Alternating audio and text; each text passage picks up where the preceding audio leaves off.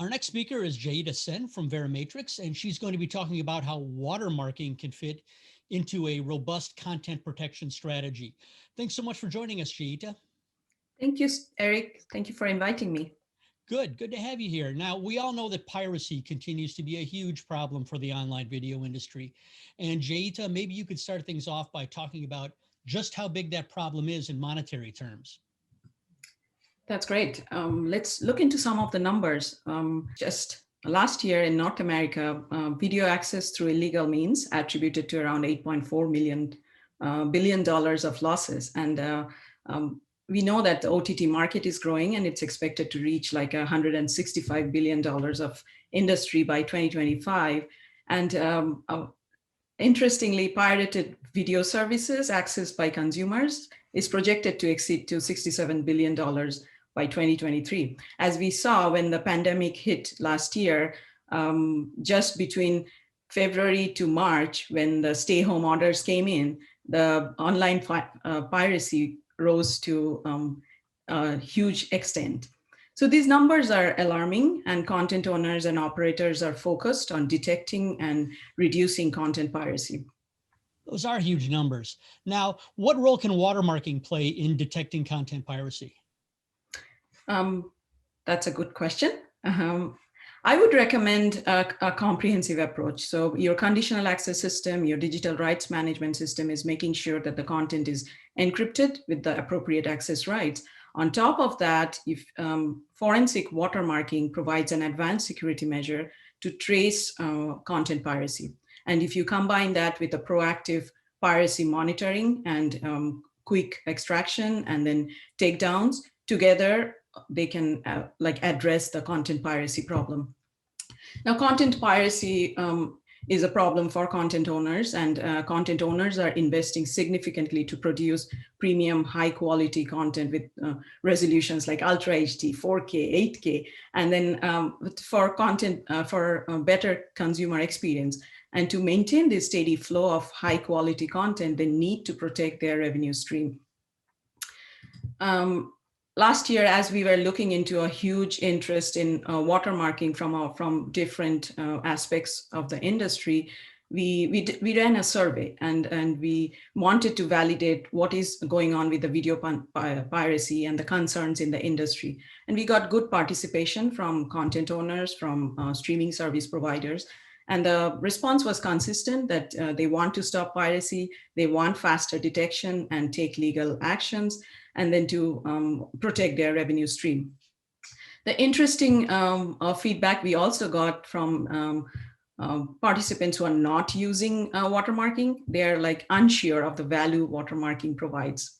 Let's look into some of the use cases or industry use cases that we hear from. So we have our content owners and the studios. We always hear from them that they're doing the post-production, they're doing the edits, putting sound effects, visual effects, and getting the assets ready for distribution. And these are premium contents, and they don't want this to be stolen and released before even the official release date. That's a concern for content owners. Now, then we have the traditional broadcasters or ISPs, and they distribute programming through their they are now expanding the scope to go to the OTT apps, and they're opening up for legitimate streaming service providers like Amazon Prime, HBO Max, but then they also notice that their programming or content is getting stolen through illegal services, and that becomes a threat for them because these illegal services are making money out of their content, which they are not licensed to deliver. We also talk to streaming service providers, and that business is growing. They're trying to bridge the gap between traditional programming and viewing content anytime, everywhere model. And to acquire such premium quality content, they pay premium license fees to content owners and studios, and they want to protect their distribution channel and the content so that it doesn't get stolen. We also hear from like media supply chain platforms.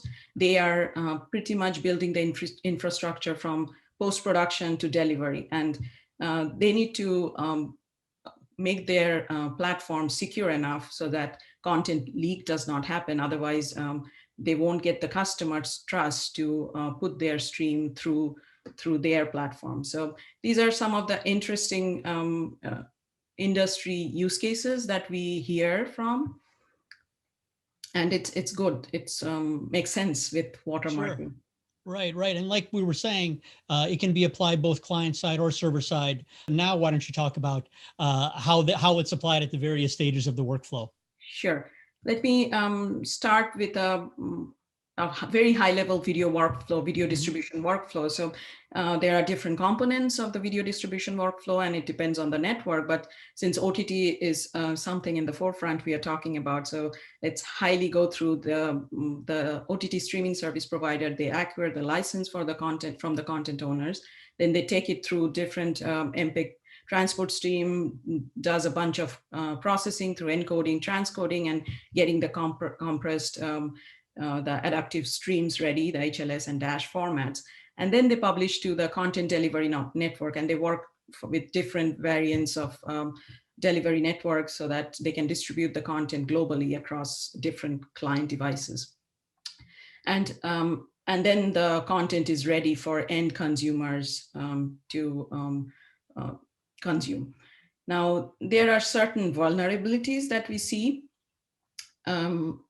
The content, when it's getting prepared, you will see that while the content is getting prepared, there can be content stolen, and it's published in the pirate sites, and that's not good for the content owners, because before they can make money off the content, it can get released. And then there is the traditional, like camcording through the back of the movie theater after the content is getting released. And these are certain pain points or vulnerabilities that can be in the distribution channel. And as I said, as you asked, like where does client-side watermarking and server-side watermarking go? So there can be server-side watermarking, which can be applied at the production, like when the content is getting prepared to the content getting distributed. And then the client-side watermarking is more at the device level or at the player level. So these are like high-level 3 sections, I would say. We call it distribution-based server-side watermarking. What it does, it's embedding the distribution mark before like the encoding and transcoding, all the processing starts, so that when the content is getting distributed, there is a mark embedded, and if there is a leak, it can be traced back. We also can do a session-based watermarking from the server side. That's pretty much enabling creation of a unique playlist. So you pre-process the content, you create like 2 variants of certain segments of the content before it gets through the encoding, transcoding, and publishing the content. But when the end device is requesting, or the player is requesting for the content, and based on certain identifiers like that session or the device, the watermark can generate a unique playlist with the watermark. And then if it gets leaked, it can be traced from which session or when it was leaked. And then the last is the client side watermarking, which is, again, it can be done at the device integrated with the chipset, where the watermark controller is running on a trusted environment, and the watermark is rendered when the content is decrypted for playback. And then it can also be at the player level, where media players are integrated with watermarking solution, and then the watermark is rendered during the content playing, like when the content is getting decrypted. Is it a one or the other choice? Is it either or can watermarking be applied at both server side and client side in any given content platform's delivery strategy? That's a very good question. And the short answer is no, you can apply watermarking from both client side and server side. And server side, client side, you already have the watermarking applied on the at the device level, and then you can apply the distribution mark so that you are covered both ends. Like when you are distributing the content, you're putting a mark, so you have the source of the piracy tracked by that way. And then at the target level on the client side, you have the watermarking and the target tracking. Okay, very good. If people are interested in learning more about how to protect their content with watermarking, I assume they can contact Verimatrix. Sure. Come talk to us. We would love to do some assessment of what kind of watermarking you need based on your video delivery pipeline and what you're trying to achieve. Go to our website at verimatrix.com/watermarking, send us an email, and we should be able to address the unique use cases that you have. Terrific. Thanks so much. That was a wonderful overview of the different types of watermarking, where it can be applied, and how it can help detect content piracy. And again, thanks so much for joining us today, Jayita. Thank you, Eric. Thank you for inviting me again.